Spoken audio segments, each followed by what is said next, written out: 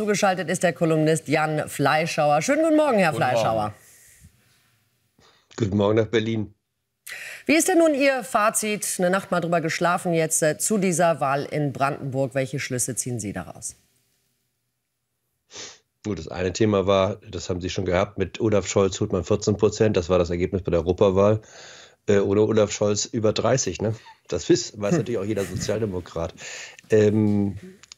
Allerdings den Kanzler auszutauschen, das ist eine schwierige Operation. Das heißt, ganz viele ballen jetzt die Faust in der Tasche, aber am Ende muss sich auch einer trauen. Einer muss den Anstoß machen und sagen, wir müssen den Mann an der Spitze austauschen. Und das ist erfahrungsgemäß sehr, sehr schwer.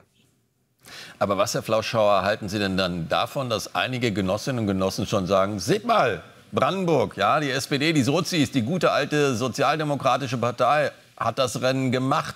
Ist doch eine Bestätigung unseres guten Plans, unseres guten Kurses. Ja, also man kann sich natürlich auch jedes Ergebnis so hindrehen, wie man es gerne hätte. Ne?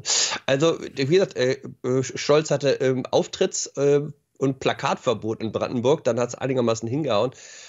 Naja, und wie solche Wahlen sind, sie sind natürlich vor allen Dingen auch eine Bestätigung der Sympathie zum Ministerpräsidenten. Ne? Also das hat, glaube ich, vielen Leuten Respekt abgenötigt, dieses All-In, zu sagen, also entweder bin ich an Nummer 1 oder Leute, ihr könnt das gerne weitermachen, aber ohne mich. Hat ja auch was. Also hat auch eine gewisse Coolness. Und nicht zu sagen, nee, das machen wir uns schon hin, das Ergebnis. Und man kann ja auch zu dritt und zu viert nachher schön regieren. So. Ich glaube, daraus kann man übrigens auch was lernen. Also die Leute wirklich vor der Wahl stellen. Ja, eine gewisse Coolness, die Olaf Scholz wahrscheinlich abgeht. Jetzt wollen viele aber nicht nur ihn austauschen, sondern tatsächlich die gesamte Ampel. Was glauben Sie, steht die Ampel vor dem Aus? Traut sich die FDP, da den Stecker zu ziehen? Also am Ende ist es der Christian, der es entscheidet. Ne? Ich schätze ja Wolfgang Kubicki natürlich sehr als Mann des klaren Wortes, der auch mal einen Spruch raushaut, aber er ist natürlich nicht die Partei. Er artikuliert, glaube ich, etwas, was ganz, ganz viele bei der FDP auch denken. Und ja nicht nur bei der FDP, sondern ich glaube, ganz, ganz viele im Land. Also alle Umfragen sagen, dass die Leute durch sind mit der Ampel. So. Und auch keiner glaubt, dass da irgendwie noch was Gutes draus wird. Aber auch hier gilt, das eine ist die Erkenntnis, das andere muss man es irgendwie hinkriegen, dass die FDP jetzt irgendwas findet und sagt, ja, also das ist jetzt das Stöckchen, über das können wir nicht mehr springen. Ja, jetzt müssen wir unbedingt die Ampel verlassen.